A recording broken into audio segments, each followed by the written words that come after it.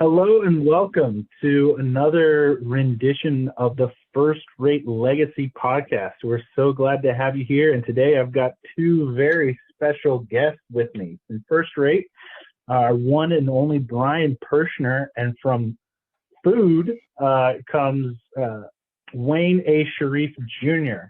Gentlemen, thank you all so much for joining me today.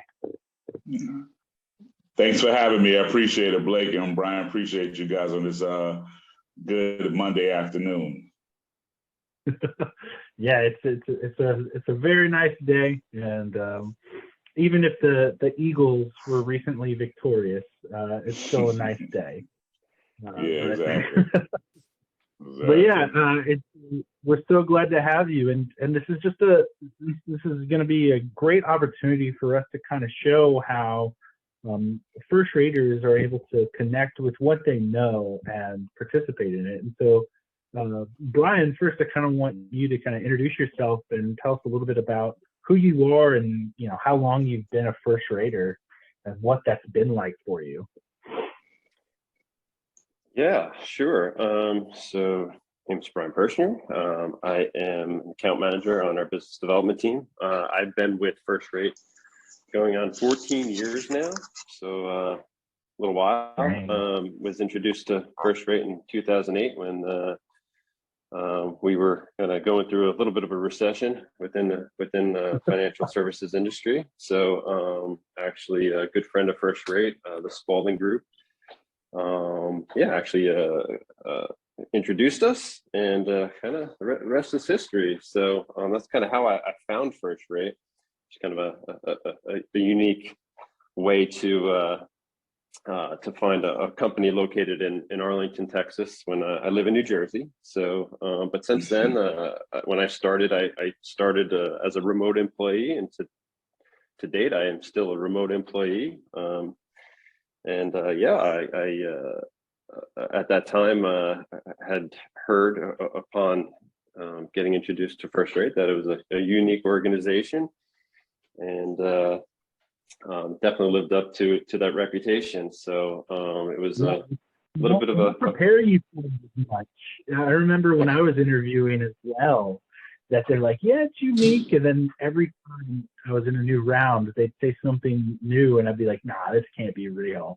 And I'm sure it sounds like you felt the same way. It's hard to kind of fully encompass the uniqueness of First Rate and all that it does and accomplishes in just a few rounds of interviews. But yeah, it's always good to hear other people have that same experience getting to know First Rate of like, really, you do this too? Wow. Yeah, no, for sure. It was very interesting to me, very exciting, and I think as I got to know more and more, surprises at every turn. So all good things, and very, very fortunate to have been introduced and still be here. So at that time I started as a channel marketing representative, and now on the business development team. So kind of had a little bit of a journey career-wise within the organization, and then today it's just enjoying my time with First Rate. Enjoy working with our clients, and building relationships, and helping our company grow. So that's kind of a main focus of mine. Good. And growth is a good thing, because a big part of First Rate is the giving. And that's and the more First Rate grows, the more that we can give. And as you said, you've been here for 14 years now, and the longer you're tenured at First Rate, the more that you're able to give and participate in from the giving pool. And so that's allowed you to be able to, on an annual basis, send out quite a bit of support. And it wasn't until recently that you started supporting F.O.O.D and Wayne. And so, maybe Brian and Wayne, if y'all kind of want to take it from here and talk about y'all's history together, and then what it was like from each end of forming this connection of First Rate and through Brian being able to support food. So I guess first, Wayne, why don't you introduce yourself and tell us what food is, and then y'all can kind of go on about the connection that was formed, how y'all connected. Okay. All right. Once again, thanks for having me on your podcast. Shout out to First Rate. Shout out to Brian Puerschner, of course, for always giving me the alley-oop, and I just slam it down like Shaquille O'Neal. My name is Wayne Shareef Jr. I'm Executive Director of F.O.O.D, which stands for Fighting Obesity and Obstacles Destroyed. It's a health and fitness program for young people and adults based out of South Jersey and in Philadelphia. I work, in various areas of the Delaware Valley. I've been doing it for about 9 years now. This is going on my 9th year, 2022. I'm currently in about 4 schools within the area, 2 in South Jersey and 2 within the city of Philadelphia. I don't know if Brian wants to go or he, add on or whatever, but I've been knowing Brian for almost 30 years. We went to high school together. We lost contact, just in life, because, he has a family, I have a family, everybody kind of goes their separate ways after high school, and, you might touch base here and there. But I think through social media, once we kind of, I guess give credit to social media, because once we kind of reconnected there, he saw some of the things I was doing as far as in the community. He was like, hey, how can I help? And through his assistance with First Rate, he's been able to, provide me with donations that help, the students that I work with as far as in the capacity of boxing, providing equipment, providing different resources and opportunities for me to do some good things in the community. So I definitely always give credit and kudos to him because, like I said, his support and First Rate support has definitely made my program, definitely taken it to another level. So I always give credit to him. And also, for this opportunity for me to kind of come on this platform and, share what I do with the people, not just with First Rate, but, throughout the entire audience. Nice.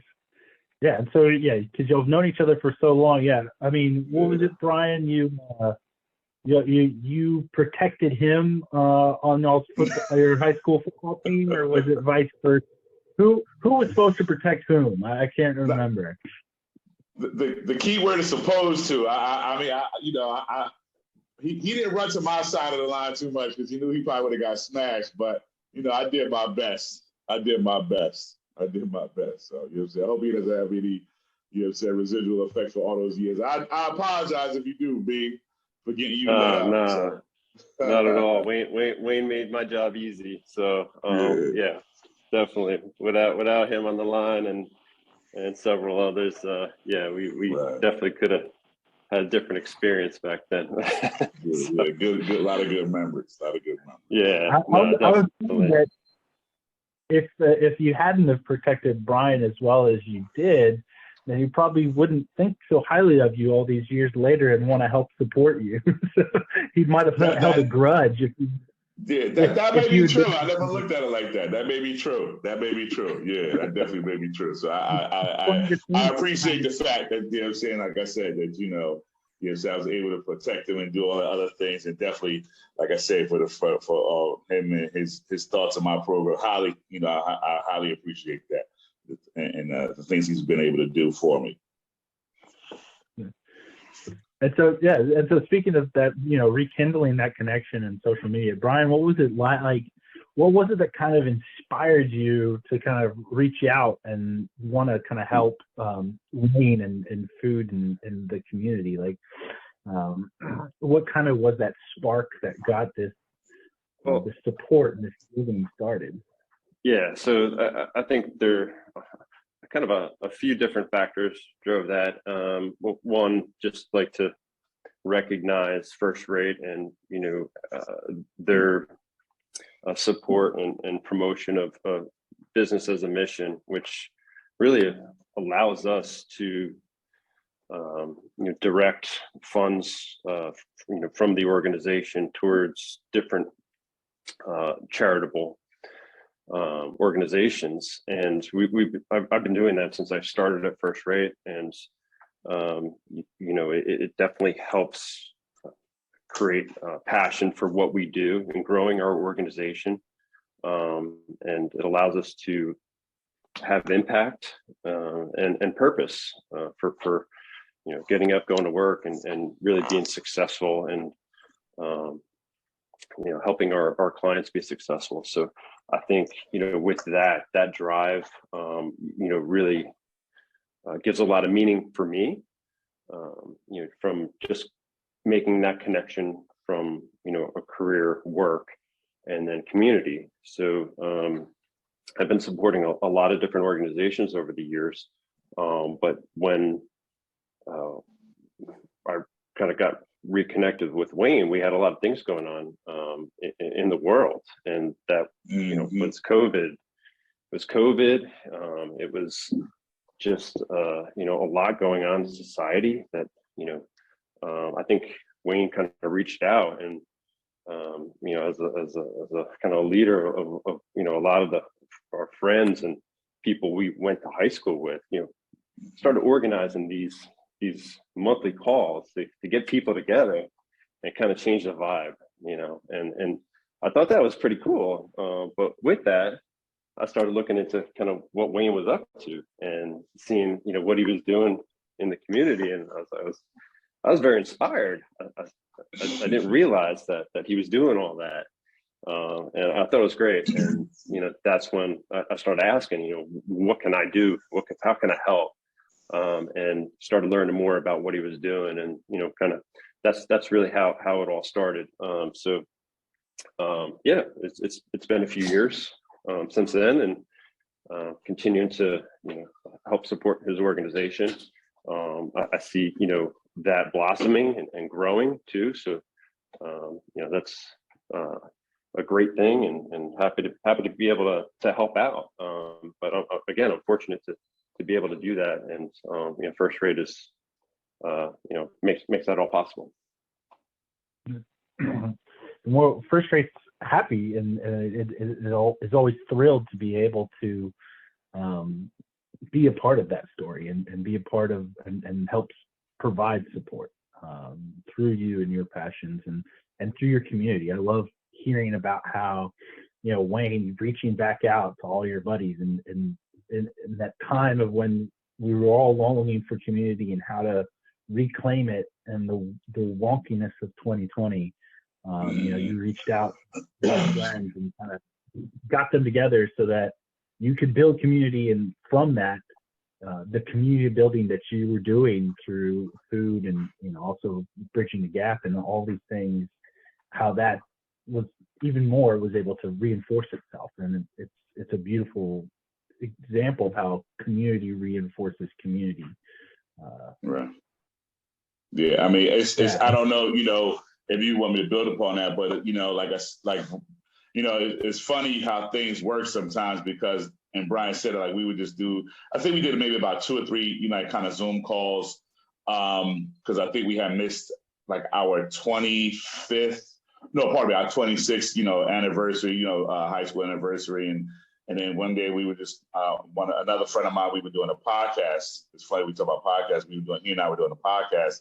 And we're like, let's just, get with people that we went to high school with. And I think we did one for college and we did one for high school. So, it's kind of funny that we all just reconnected. But then I call him Puerschner. You guys call him Brian, but I call him Puerschner. But, it's just the fact that, like I said, we just reconnected. And then, like I said, he just, he's been a very strong supporter since. So, I greatly appreciate it. And as far as community, man, that's what I'm about. It's funny how, like, sometimes I think about things. Somebody said something to me the other day. They were like, yeah, you're a leader. I'm like, I don't look at myself as a leader. I just do it. I don't even know why I do what I do. Like, I don't have a reason. Like, I have a reason, but I just do it for the fun of it. It's a passion. You know what I'm saying? When it becomes work, then that's when it's like, you're doing it for other reasons. But when it's a passion, it's like you can do it all day long. So between my boxing program and, me doing things in the community as far as the mentoring and all like that, I guess maybe we'll talk about it a little later. But, we do a toy drive every year.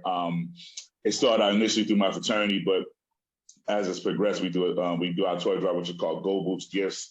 And we give out like thousands of toys to kids in Camden, in various parts of South Jersey. So, I mean, that's just what we do, or what I do. And I don't want to say I, meaning I, but, put me being executive director of the program, but it's a group of us, a group of, guys, men, my fraternity brothers that I rely on, to have a same, like-minded attainment. We're all like-minds in the things that we do. And like I said, providing, one of our cardinal principles is uplift to the community. So, I just do what I do, man. I enjoy doing it.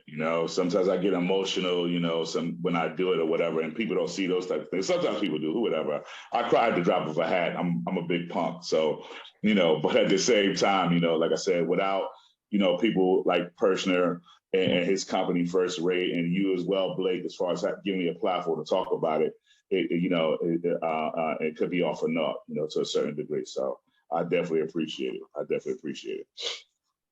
Well, we appreciate what you do, and we appreciate how you kind of answered that calling. Because if I remember correctly, kind of, like you said, the start of food was real personal for you. I mean, yes. the goal of food, of fighting of obesity and obstacle destroyed, all kind of stems from something really personal for you. Yeah, it's my daughter she put the battery on my back. It was my own personal, dealings with being a big guy. Like I think I said it one time when we were talking. I was always Big Wayne, but since high school I became Big Wayne, and then I was about to be bigger Wayne. You know what I'm saying? So that was like a no-go for me, because I didn't want to be that big. I mean, it's always cool when you're big, but when you start to look and it's hard for you to breathe and it's hard for you to bend over, things of that nature, that's not cool. But my daughter was the catalyst. She was definitely the spark behind the program. She had became at a young age, she had developed diabetes, type 2 diabetes at a young age. I believe she's maybe about 10 years old, maybe 9 or 10. And it just was, it just hit me like a ton of bricks. And what happened was I just blamed myself.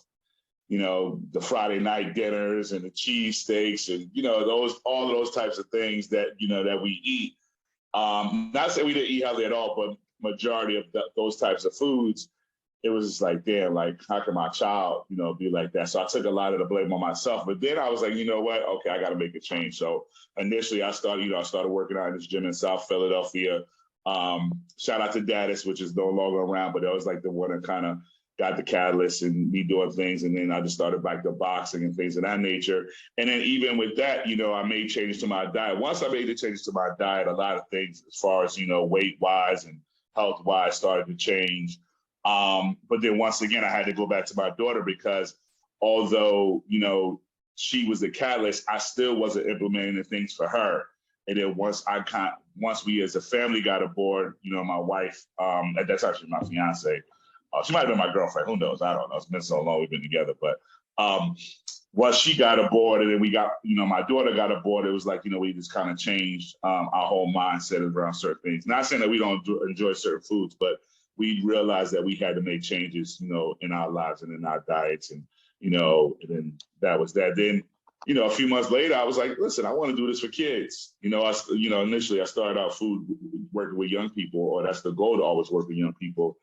And I was teaching at that time, and I went to my principal, and I was like, can I run an after-school program here? And he was very hesitant. Actually, he kind of told me no, but I kind of pestered him so much. Like, people that know me, like I believe in perseverance. You call it pestering, I call it perseverance.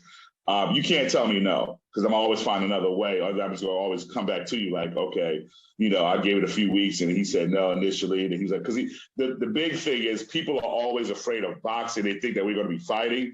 And my program doesn't do that. We work on the skills of boxing. We work on the fundamentals. We work on the techniques.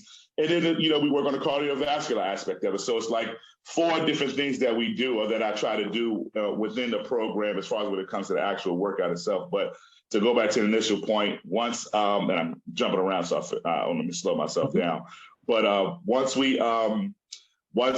Elizabeth was diagnosed, we put things in place and made, got our lives together as a family. And then once we learned those things, I brought it to the forefront and how I wanted to help young people within my school. And then once I did that, then I kind of just branched out to other schools in other areas. And hence we are, like I said, 9 years later, working with a variety of schools within the South Jersey and Philadelphia area. So, it started at home, but eventually, like I said, I'm trying to continue to spread the message, to other communities, especially in Black and Brown communities, because, there's a hindrance, or there's we went through a pandemic, but we're going through a pandemic now with obesity. Obesity is definitely, one of the number one, probably maybe top 5 issues in our communities. It's one of the things, especially with food deserts and food choices, especially in Black and Brown communities, where the quality is not quality. The choices aren't as well. Like some people, make proper choices, but as a whole, it's very bad. I don't want to use the word bad, but it's very sad when you see kids, walking to school in the morning eating French fries, or eating big old hoagies, or even some of the school lunches have gotten better. They've gotten better. They try to provide salads and fruit and things of that nature. I know some schools have, where they have snack time, they have, snack programs in which, they give the kids healthy snacks and things of that nature. But as a whole, there's still a lot of work to be done. And that's part of what I like to do. Yeah, Brian can attest that some individuals at First Rate, even though he's remote, he still comes into the office quite a bit. And there's some people at the office that have tried to inspire better, healthier snack choices at First Rate, and even amongst adults, it comes against some consternation, if you will. But I mean, Brian is a little bit of a health nut, especially compared to me. My favorite day is snow cone day, Blake. Snow cone day at First Rate are pretty legendary. But and then thankfully for my waistband, that they're not every day. So, but yeah, and so it really is just kind of just amazing to hear how, Wayne, just kind of how you saw the opportunity and plugged yourself into it, and you were persistent. Nevertheless, you persisted. And because you're able to accomplish these great things for these kids. And then it's just kind of going back to Brian, that rekindling of the connection, and you saw the opportunity and you're like, I want to give, and it inspired you to give. And it's just kind of great to see how just putting yourselves out there amongst your friends, amongst your family, amongst your community makes all the difference and is exponential in the layers of influence and connection it has. And so it really is. It's a great story to hear, and I know that we could go on and on about it, but we are running out of time. And so I really just kind of appreciate this time together, fellas. And I know that we'll provide more information about food and all that you're doing, Wayne, for our listeners and for First Rate, and those that are a part of the First Rate family.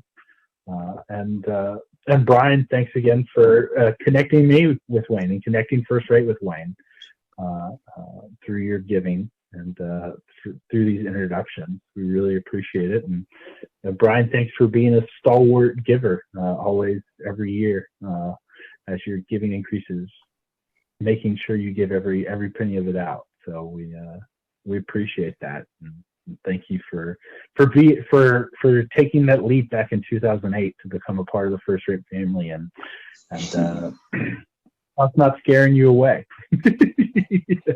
Definitely, I'm blessed, and Wayne, again, you're an inspiration.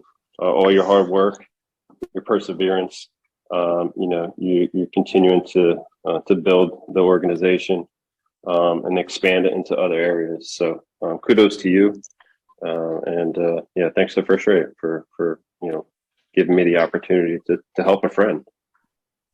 No, I appreciate it, man.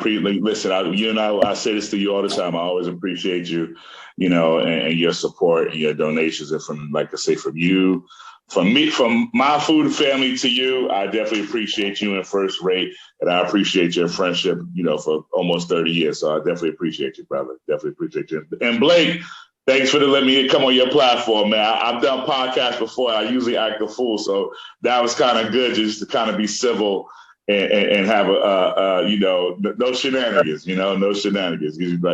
So I definitely appreciate it. Thank you. Everyone will tell you my favorite word is tomfoolery.